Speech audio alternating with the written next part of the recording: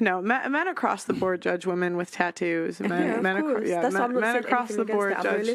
You know, if we're gonna say a balance of probability, like there's exceptions, but if we're gonna talk about across the board, the men you want. Like I'm from a pretty well-off community, and like most of my brothers make six figures. Most people in our circles make six figures, and I can tell you that they absolutely judge you if you have tattoos. They absolutely judge you if you have piercings. And I didn't always like this. When I was younger, I was like, Mom, you're so judgmental. Why? Like, I was so mad that she wouldn't let me like do this stuff. And then the older I get, the more I see that she's right. And I just, you know, I really, you know, if I can encourage you in a different direction, that's probably what I'm going to do. It's not the be all and end all though. Yep. Not at all. I think you could actually end up making it something that works for you. A classy woman with tattoo does stir some intrigue. The human body, with the bare skin as a blank canvas, is the most beautiful form in my opinion. I seriously wonder what women, as well as some men, are thinking when they put a huge tat on a large area of the body. Is that something that you think you will still want to look at 20 years from now? It gets more disrespected than if it was actually just a man of a higher status with a woman of a lower status. I feel like that's more unusual. I feel like a lot of people... Yeah, like trophy. Yeah. Like the trophy wife trope is seen as super common, but you don't really see the other way. I feel like it's kind of stigmatized. I think it's going to be a new thing. I think it's going to be really common. Older women over the age of 35 dating 20-something-year-old men. Yes. You think it's stigmatized for a woman to be with a man who's like if earning less than her, or if you even go on like the internet and you just see like these really famous influencers with their husbands who just are in the background, it's like constantly in the comments, it's like, why is she with him, what is she doing, like he's like just doing this and that. It's funny how she says that older women over 35 dating men 25 is a big deal. The maturity level ain't that much different. When girls claim they don't want guys to approach them ever, this stems from a pattern formed over years and years of approaches gone bad. Because honestly, so few guys know how to do it correctly. This is a special message for those of you who are not married yet. If you find a man who is not helping you, like pick up the dishes or clear the table, you know, you can never expect him to help you after marriage. You will also not see him help you, even when you have children. I've been going to the block parties, all of that good stuff, you know, the day parties has been a time. But the problem is the men just stare at you. They just stare at you the whole time. They don't approach you. What happens to masculine men? Like, you guys don't approach women anymore. I don't understand it. I hope that I never see you again. I am tired. I am tired of the men. Some women take joy in shooting men down. Ultimately, their games are painfully predictable and old. It's all men's fault. They aren't good enough. They need to step up. Wait, what was the question? Never mind. It doesn't matter. Circulating of this young lady talking about middle-aged women and we mad, mean, miserable, and lonely, right? And that we missed our opportunity to have a good man, and that's why we out here, we just lonely. First of all, let me just clear something up, right? Majority of us middle-aged women, because I consider myself a middle-aged woman, I'm 46 years old. A lot of us are single by choice. Not because we missed our opportunity, but just for the simple fact that the caliber of men that's out here now, to me, in my opinion, are not even worth dating or having a relationship with. And the fact that a lot of you young girls, because a lot of y'all are 20 years younger than me, but you look like you're my age. And that's because you living hard. You know, you doing the age that you are now versus the age we were back then. You all are doing way more for way less with these men. Y'all are out here wouldn't have men if you wasn't spending money. It's just like...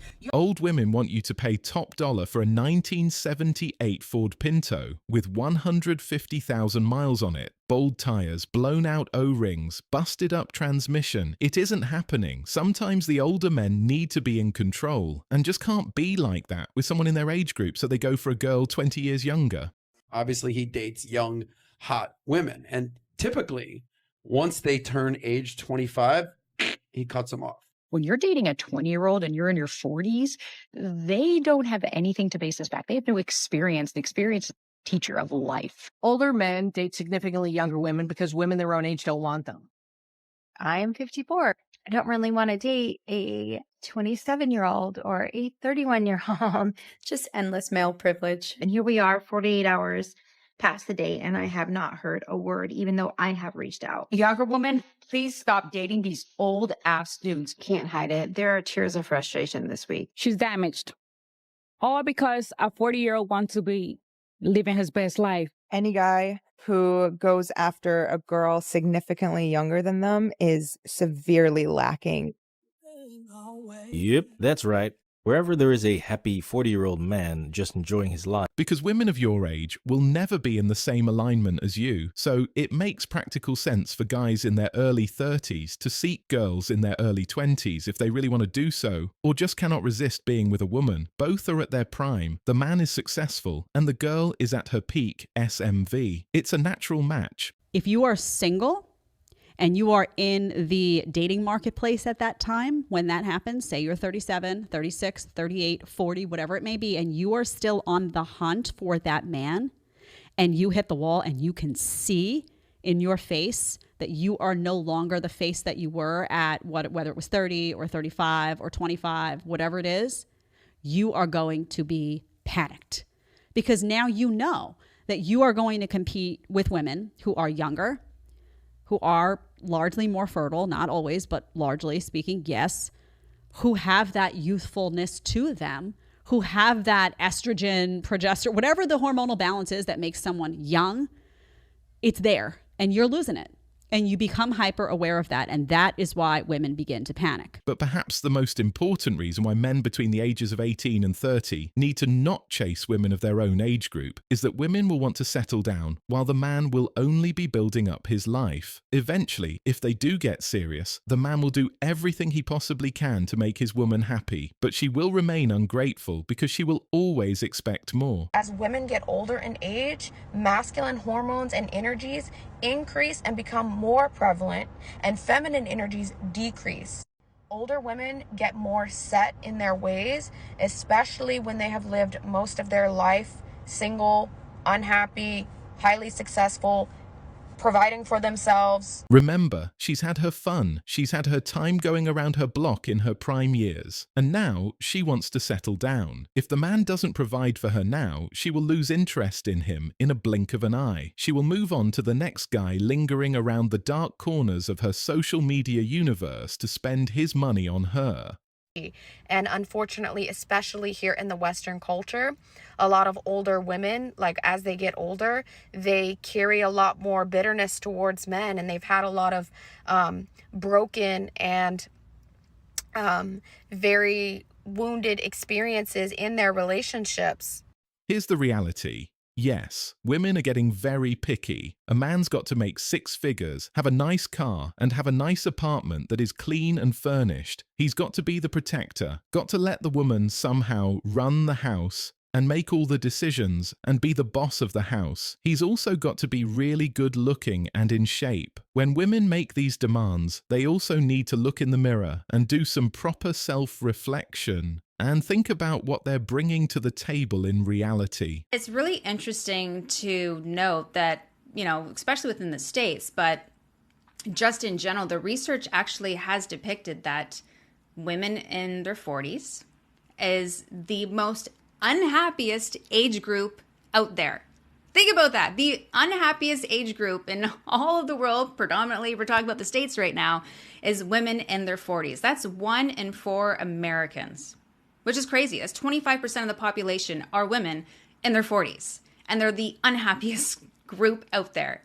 And it's just absolutely scary and it's appalling. And you have to ask yourself, why is that?